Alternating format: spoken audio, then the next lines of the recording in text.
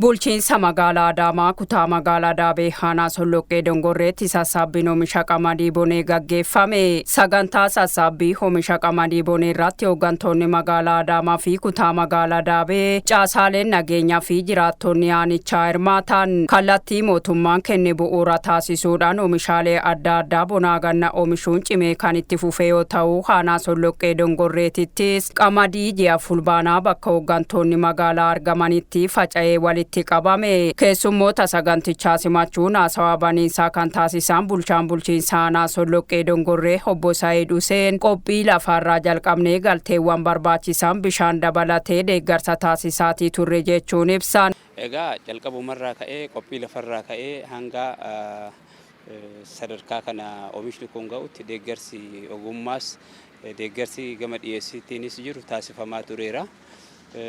Jalqaba qophii lafaa erga geggeeffame boodan Inistituutii Qorannoo Qonna Itoophiyaa wajjin ta'ameetiin sanyiin akka dhiyaatu ta'ee sanyii qofa miti keemikaalli naannoo kanatti barbaachisus akka dhiyaatu ta'ee oomishni kun karaa kanaan akka ga'u kan taasifame.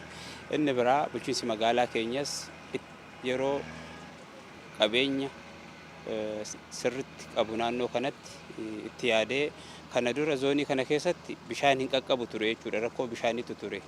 Kanaaf kaanaaliin bishaanii akka suphamu ta'eetiin kaanaalii kana keessaa dhoqqeen keessaa ba'ee istiraakcharoonni naannoo kanatti jiran suphamanii bishaan akka as qaqqabu ta'eera. Hojii raawwachiisaa olaanaan kutaa magaalaa Daabee obbo Salamoon Nagaash oomishni qamadii kun kan agarsiisu gara fuulduraa aadaa hojii hawaasaa jijjiiruun lafa jiru irratti bonaa ganna oomishuun beela hambisuu fi qaala'insa gabaa tasgabbeessuu ni dandeessisa jechuun ibsa. Aadaan keenyas jijjiiramaa, hooggansi keenyas dhiyeenyatti hojii kana deeggaraa yoo deeme caalmatti bu'a qabeessa ta'uu dandeenya. Uummanni keenyas beela injifachuu akka danda'u, rakkoo gidiraa keessa bahuu akka danda'u homaa waan shakkii qabu miti.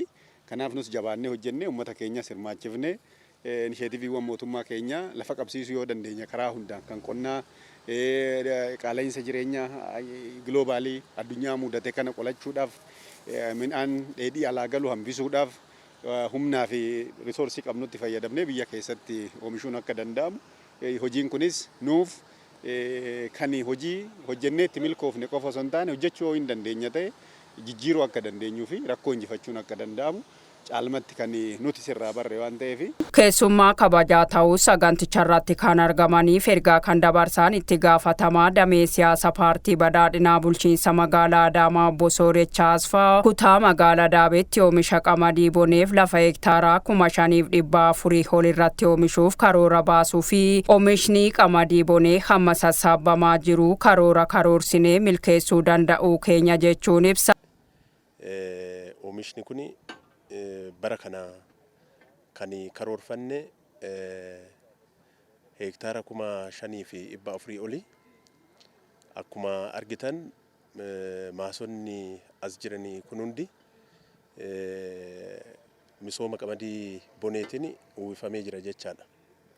Kan argine qamadiin ji'oottan 3 dura facaafne har'a oomisha kennuudha argine jechaadha. Qotee bultoonni hojii oomisha qamadii bonee irratti bobba'an oomishaalee qonnaa kana caala cimsanii hojjechuuf bu'uuraaleen misoomaa kanneen akka daandii fi bishaanii guutamuu qaba. Hordoffii fi deeggarsi magaalatis cimee itti fufuu qaba jechuun ibsa. Kana mootummaan cimsee itti fufe misoomni illee guddataa biitti illee guddata. Hiyyummaa laabaa'uun akkasuma malee bakka xaa'oon bakka sanyii filatamaan bakka bishaan hin jirretti kun qonnaan bulaayyummaa irratti kuffisuudha.